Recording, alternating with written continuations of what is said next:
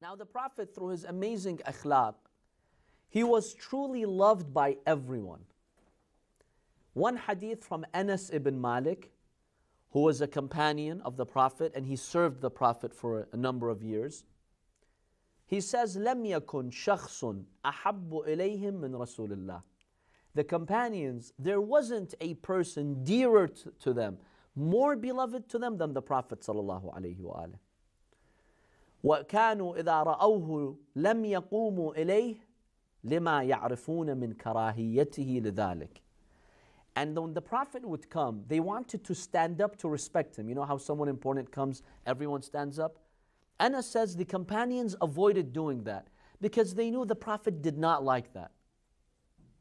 Now someone will object today, but even scholars have this tradition where if a scholar enters a gathering, everyone stands up for him in respect. So is this makruh? One answer could be that during the time of the Prophet ﷺ, this custom of standing up for the one who enters was maybe a royal tradition that you had to do for kings. Kings would impose on people to stand up in their presence. So maybe the Prophet wanted to make it very clear, I'm not a king here, and I'm not acting king-like.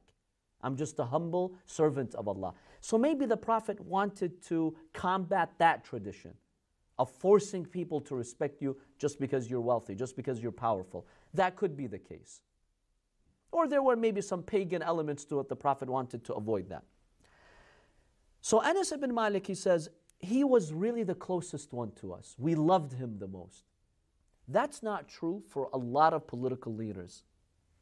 Some political tyrants like Hitler, Saddam, people respect them, but not out of love.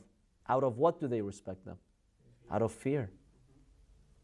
Or sometimes you're interested in gaining something. Anas ibn Malik says, no, we genuinely loved the Prophet and he was the most beloved figure in our lives.